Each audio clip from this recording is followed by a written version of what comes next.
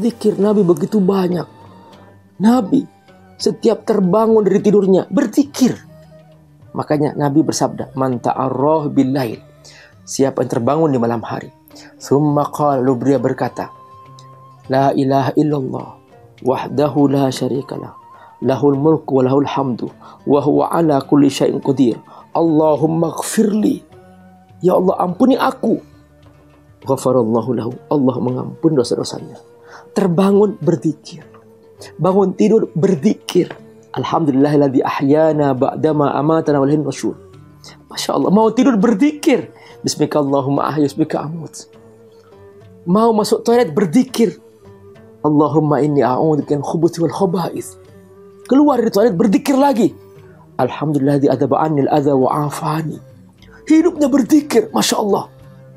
Makanya Nabi ketika keluar dari toilet, Nabi minta ampun kepada Allah. Ghufranak, alhamdulillahilladzi adzaba 'annil adza wa 'afani. Sempat para ulama hadis mereka mencari makna, kenapa kok Nabi minta ampun kepada Allah pada saat keluar dari toilet. Ternyata setelah mereka meneliti semua buku hadis, semua zikir Nabi, ternyata mereka menemukan bahwa maka Rasulullah sallallahu alaihi wasallam yatruku dzikrullah wala lahdah illa wa huwa fil hammam fakariha ala nafsihi ayadhkurullah fi fastaghfarallah inda khurujil hammam. Masya Allah, Nabi tidak pernah meninggalkan zikir satu detik pun, kecuali ketika di toilet. Dia merasa makruh, takut dianggap dosa oleh Allah. Di toilet tempat kotor berzikir, Nabi berhenti berzikir, keluar langsung, ghufranak, ampuni aku ya Allah, ampuni aku ya Allah. Subhanallah. Saudaraku rahimakumullah, itulah Rasulullah sallallahu alaihi wasallam, hidupnya berzikir. Maka orang kalau berzikir terus menerus, tidak pernah putus, ya pasti ketika dicabut nyawanya, meninggal dunia dalam keadaan berzikir. Lidahnya sedang basah dengan zikir, lidahnya sedang penuh dengan zikir kepada Allah Subhanahu wa taala. Begitulah saudaraku rahimakumullah, pribadi yang selalu bersama Allah Subhanahu wa taala, maka dia husnul khatimah. Tidak pernah dia khawatir tentang hidupnya, karena semua dalam kebaikan-kebaikan. Itulah cara yang kedua, hendaklah selalu berzikir. Apa yang dilakukan Imam Nawawi? Sebuah buku tebal Imam Nawawi ini, begitu terbit buku ini, luar biasa. Ternyata isinya tentang zikir-zikir Rasulullah SAW. Itulah namanya kitab Al-Adhkar. Para ulama menyebutkan bahwa ini kitab yang luar biasa. Hidupnya Rasulullah penuh dengan zikir. Makanya benar kalau hidupnya Nabi husnul khatimah, karena Nabi semua bersama Allah SWT. Dan mereka berlomba-lomba mengamalkan isi zikir ini. Sampai-sampai mereka mengatakan bahwa man indahul azkar faka'annama indahud dunya wa ma fiha. Orang yang punya kitab Al-Adhkar dan mengamalkan isinya, sudah cukup sudah. Dia seperti punya dunia dan seisinya. Masya Allah. Ini cara yang kedua, supaya kita husnul khatimah, berbanyak berzikir kepada Allah Subhanahu wa taala. Yang ketiga adalah bacalah Al-Quran selalu. Al-Quran, ini Al-Quran di depan kita. Ini tidak pernah jauh dari kita, tergantung kita. Bahkan Al-Quran ini sudah ada di HP-HP kita. Allah berjanji bahwa inna nahnu nazzalna dzikra wa inna lahu lahafidun. Sesungguhnya kami yang menurunkan Al-Quran dan kami yang akan menjaganya. Allah sudah menggerakkan semua manusia di muka bumi, yang beriman, yang kafir sekalipun, mereka juga ikut menjaga Quran. Bahkan mereka membuat Quran digital, sampai mereka membuat Quran software untuk supaya laku bisnisnya. Masya Allah, sekarang sudah tidak mungkin Al-Quran hilang. Gak usah khawatir saudaraku, Quran hilang. Tapi khawatirlah, jangan-jangan kita tidak sempat membacanya. Jangan-jangan kita tidak mampu membacanya. Na'udzubillah min dzalik. Ini zikir, baca Quran, dia nggak pernah dibatasi waktu oleh Allah. Semua ibadah ada waktunya. Sholat ada waktunya. Ada waktunya semua. Puasa Ramadan ada waktunya. Pergi haji ada waktunya. Tapi membaca Quran nggak ada waktu. Kapan saja kita bisa baca. Makanya pas dia baca Quran, dicabut nyawanya, meninggal dunia, husnul khatimah. Masya Allah. Jadi kejarlah semua ibadah yang tidak dibatasi waktu oleh Allah Subhanahu wa taala.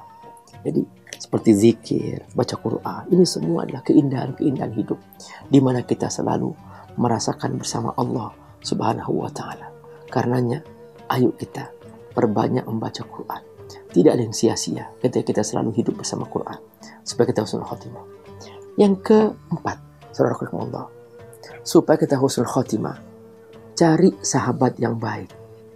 Karena dengan sahabat yang baik, kita akan diingatkan untuk selalu bersama Allah Subhanahu wa taala. Orang yang bersama penjual parfum akan kebahagiaan harumnya. Orang yang bersama ulama akan kebahagiaan ilmunya.